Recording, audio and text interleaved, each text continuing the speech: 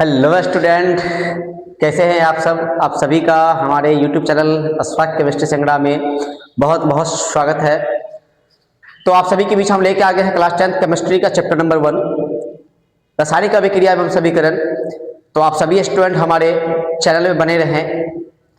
और आज का जो टॉपिक हमारा है वो रासायनिक अभिक्रिया से संबंधित उनके प्रकार, रासायनिक समीकरण, इन सभी को आज हम कवर करेंगे। तो आज का जो टॉपिक है हमारा वो है रासायनिक समीकरण, जिसका इंग्लिश नेम होता है केमिकल इक्वेशन। रासायनिक समीकरण इंग्लिश नेम क्या कहते हैं? Chemical equation. तो हम देखते हैं इसका परिभाषा इस प्रकार से हो सकता है कि किसी है ना, क्या लिखेंगे कि किसी रासायनिक अभिक्रिया में किसी रासायनिक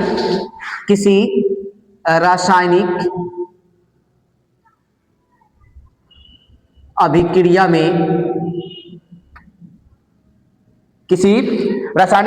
में पदार्थ के संकेत एवं सूत्र की सहायता से, क्या लिखेंगे इसमें? पदार्थ के यानी कि पदार्थों के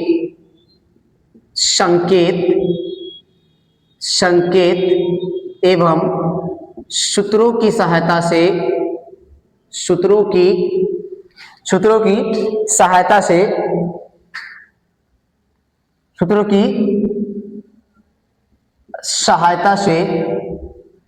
उस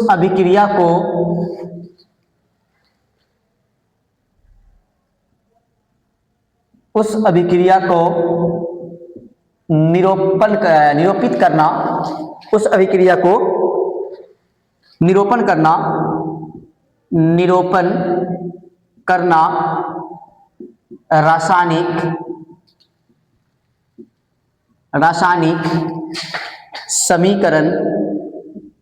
रासायनिक समीकरण कहलाता है। आप सभी स्टूडेंट याद रखेंगे कि मान लीजिए कि कोई ऐसा एक एग्जाम्पल लेते हैं, जैसे रासायनिक अभिक्रिया में हम अगर मैग्नीशियम का और ऑक्सीजन का एग्जाम्पल लें, तो मैग्नीशियम ऑक्सीजन जो अभिक्रिया करके मैग्नीशियम ऑक्साइड बनाता है, इसमें उसके संकेत या उसके सूत्र की सहायता से हम उसको निरूपित करते हैं। उसी को हम क्या बोलते हैं? रासायनिक समीकरण। अगर हम एग्जाम्पल की बात करें तो मान लो हमारा कि ये मैग्नीशियम है, मैग्नीशियम और प्लस ऑक्सीजन है। जब ये दोनों का अभिक्रिया करवाते हैं तो हमारे पास जो प्रोडक्ट बन के आता है वो होता है मैग्नीशियम ऑक्साइड। क्या बन के आता है? मैग्नीशियम ऑक्साइड, ये हमारे पास बनता है। और इसी को क्या बोला है कि किसी भी रासायनिक अभिक्रिया में पदार्थ के संकेत एवं सूत्र की सहायता से उस अभिक्रिया को निरूपण करना रासायनिक समीकरण कहलाता है। मतलब रासायनिक अभिक्रिया में जो हमारे पास अभिकारक और उत्पाद होते हैं, आप सबको पता है, इसको हम क्या बोलते हैं? हम लोग इसको, जो रासायनिक अभिक्रिया में भाग लेता है, इसको हम बोलते हैं अभिकारक। और जो हमारे पास बन के आता है वो क्या होता है? उत्पाद कहते हैं इसको, या इसको हम क्या बोलेंगे? प्रतिफल बोलेंगे। क्या बोलेंगे? इसको प्रतिफल बोलेंगे। तो हम ऐसे भी कह सकते हैं कि रासायनिक अभिक्रिया में अभिकारक एवं उत्पाद के स्थान पर उसके रासायनिक सूत्र का प्रयोग करते हैं, उसको रासायनिक समीकरण कहते हैं। ऐसे भी परिभाषा हो सकता है। और नहीं तो आप इसको भी याद रखेंगे कि किसी रासायनिक अभिक्रिया में पदार्थों के संकेत या सूत्र की सहायता से उस अभिक्रिया को निरूपण करना ही रासायनिक समीकरण कहलाता है। तो यहाँ पर देखेंगे हम लोग, जैसे मान लो यहाँ पर हम एग्जाम्पल जो लिखे हैं, ये आपका एग्जाम्पल है। तो इसका हम यहाँ पे Mg प्लस में क्या करते हैं? ऑक्सीजन का O2 लेते हैं और ये बनता है MgO। तो आपको पता है कि इस प्रकार से हम क्या किए? इसके संकेत या इसके सूत्र की सहायता से इसको हम निरूपित कर दिए, और यही हमारा कहलाता है रासायनिक समीकरण। अच्छा, अभी इसमें क्या है? ये असंतुलित है। इसमें संतुलित करने के लिए हम क्या करेंगे? उत्पाद में 2 से गुना कर देंगे, और जो हमारा अभिकारक Mg है उसमें से 2 से गुना कर देंगे, और ये हमारा इक्वेशन संतुलित हो गया। तो आपको याद रखना है कि जो रासायनिक समीकरण होता है, रासायनिक समीकरण दो प्रकार के होते हैं। रासायनिक समीकरण दो प्रकार के होते हैं। रासायनिक समीकरण कितने प्रकार के होते हैं? दो प्रकार के होते हैं। पहला होता है संतुलित समीकरण, पहला होता है संतुलित समीकरण, दूसरा होता है असंतुलित समीकरण। असंतुलित समीकरण, ये चीज आप याद रखेंगे कि रासायनिक अभिक्रिया में जो रासायनिक समीकरण होता है वो दो प्रकार के होते हैं। पहला होता है संतुलित समीकरण, दूसरा होता है असंतुलित समीकरण। अब संतुलित समीकरण किसको कहेंगे और असंतुलित समीकरण किसको कहेंगे, तो आप आसानी से कह सकते हैं कि जिसमें, है ना, इसमें अगर हम परिभाषा की बात करें, यानी कि वैसा समीकरण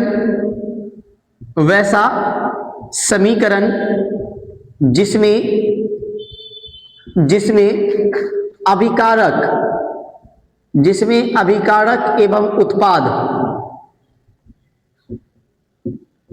के परमाणु संख्या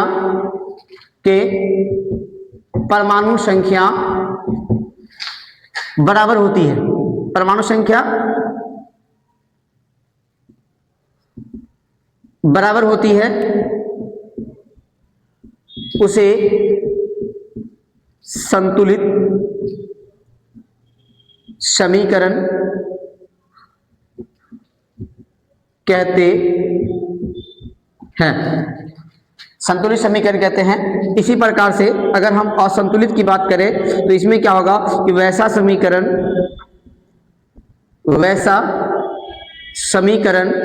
जिसमें अभिकारक एवं उत्पाद के परमाणु संख्या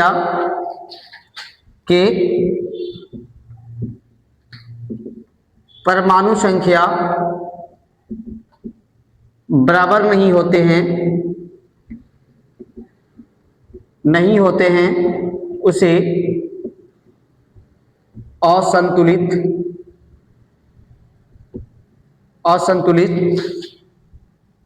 समीकरण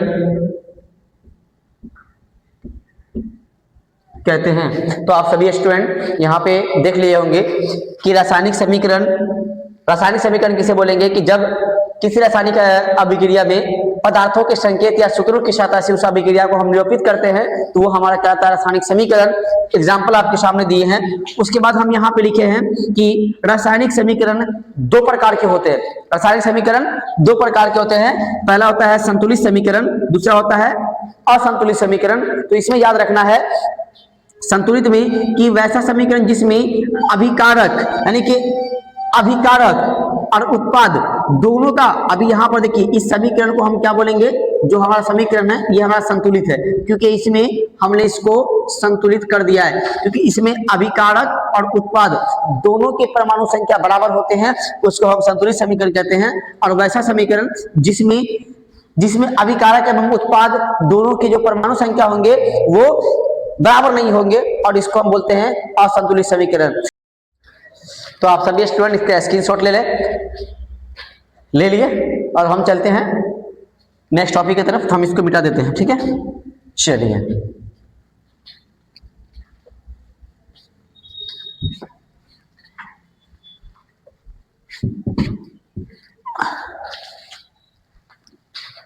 बाबू हमारा अगला टॉपिक है रासायनिक अभिक्रिया के प्रकार। क्या है? रासायनिक अभिक्रिया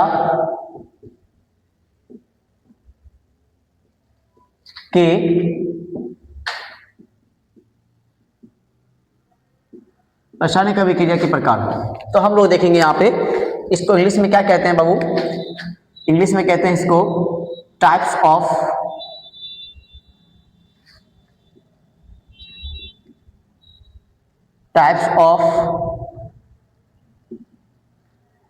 केमिकल रिएक्शन, रासायनिक अभिक्रिया के प्रकार, टाइप्स ऑफ केमिकल रिएक्शन। तो हम यहां पे लिखते हैं कि रासायनिक अभिक्रिया जो होता है, रासायनिक अभिक्रिया 4 प्रकार के होते हैं। ठीक है, रासायनिक अभिक्रिया 4 प्रकार के होते हैं। तो हम यहां पे देखते हैं कि रासायनिक अभिक्रिया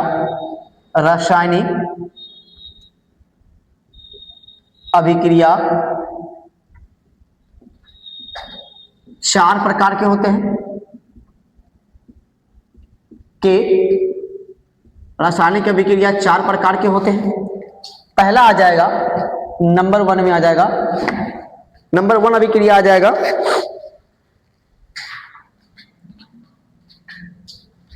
संयोजन अभिक्रिया।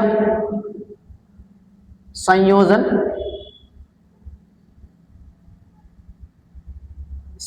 अभिक्रिया। दूसरा आ जाता है आपका प्रकार में वियोजन अभिक्रिया, वियोजन अभिक्रिया। तीसरा प्रकार हो जाएगा एकल विस्थापन अभिक्रिया, एकल विस्थापन अभिक्रिया। और आपका चौथा आ जाएगा द्विविस्थापन अभिक्रिया, द्विविस्थापन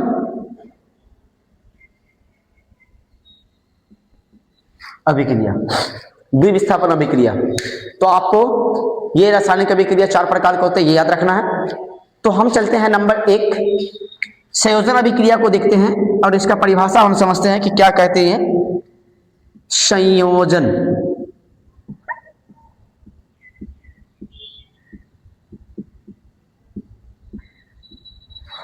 आप सभी स्टूडेंट समझ रहे हैं और बिल्कुल समझ के पढ़ना है। ठीक है, संयोजन अभिक्रिया को इंग्लिश में कहते हैं कॉम्बिनेशन रिएक्शन, कॉम्बिनेशन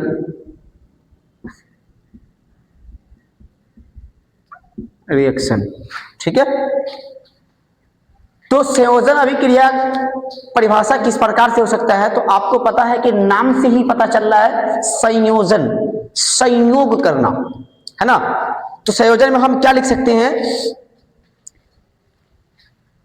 कि वैसा रासायनिक अभिक्रिया जिसमें 2 या 2 से अधिक तत्व परस्पर आपस में संयोग करके, परस्पर संयोग करके 2 या 2 से अधिक पदार्थ का निर्माण, नए पदार्थ का निर्माण करता है, उसको हम बोलते हैं संयोजन अभिक्रिया। तो हम लिखते हैं यहां पे परिभाषा इसका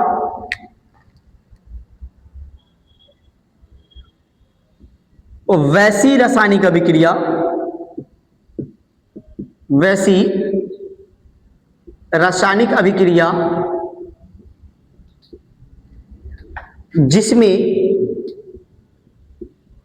2 या 2 से अधिक, 2 या, अब उस संयोग होगा तो केवल एक का तो हो नहीं सकता है, उसमें 2 तत्व होना ही चाहिए, या उससे अधिक तत्व का हो जाएगा लेकिन 2 से कम का पॉसिबल नहीं है। तो वैसा रासायनिक अभिक्रिया जिसमें 2 या 2 से अधिक तत्व परस्पर संयोग करके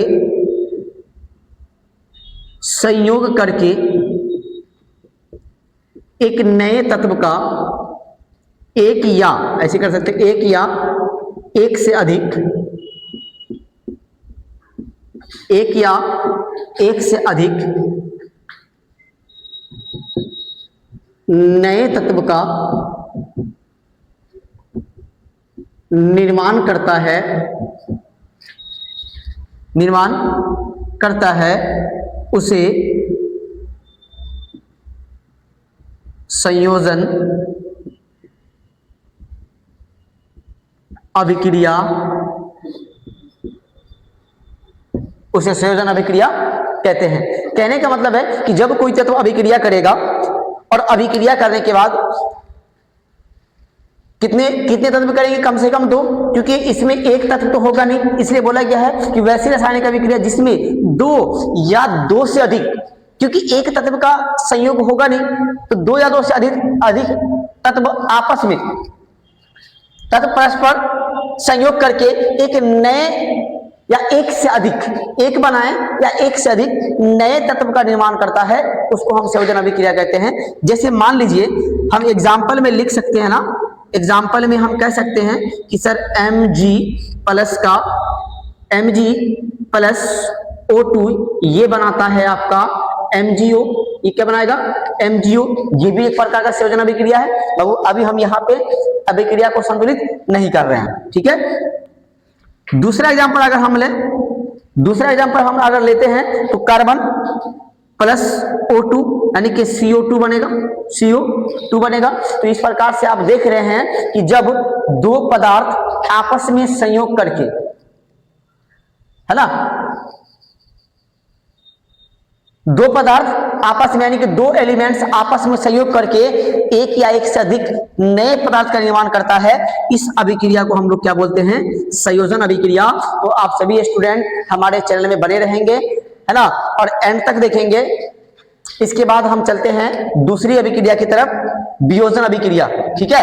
तो आप सभी स्टूडेंट इसका स्क्रीनशॉट ले लें, ले लिए। चलिए अब हम चलते हैं अभिक्रिया नंबर 2 की तरफ। तो हम इसको मिटा रहे हैं बाबू,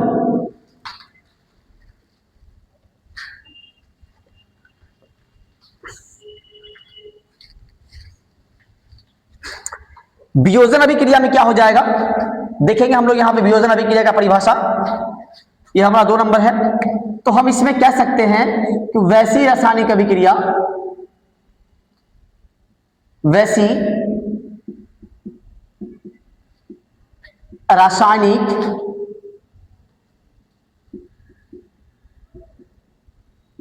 अभिक्रिया जिसमें एक पदार्थ यानी कि एक पदार्थ टूटकर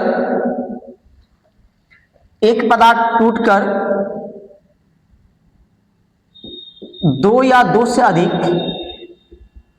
2 या 2 से अधिक नए पदार्थ का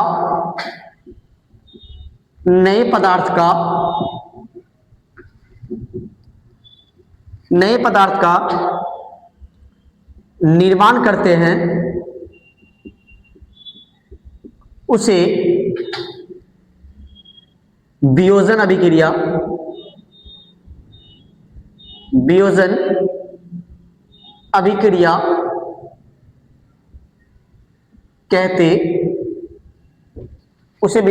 कहते हैं। तो ठीक संयोजन का विपरीत है। संयोजन का विपरीत क्या है कि संयोजन में 2 पदार्थ आपस में संयोग करके 2 या 2 से अधिक पदार्थ का निर्माण करता था, लेकिन यहां पे क्या है, एक पदार्थ टूटकर, है ना। जैसे अगर हम बात कर ले, हम एग्जांपल की अगर बात कर लेते हैं, 1 मिनट बाबू,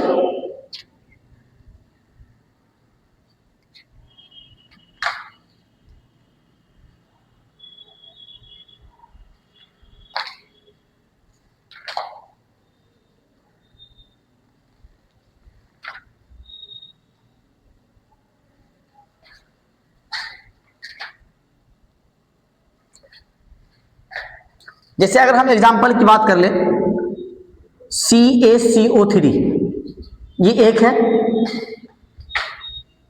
जब इसको गर्म करते हैं तो हम क्या देखते हैं कि ये टूटता है CaO प्लस CO2 में। मतलब एक पदार्थ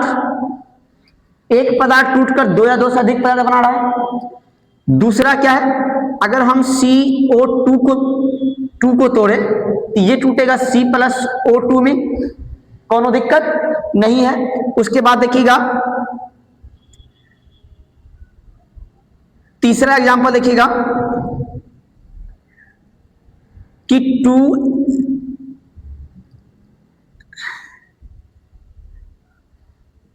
MgO को तोड़े तो ये टूट जाएगा mg प्लस में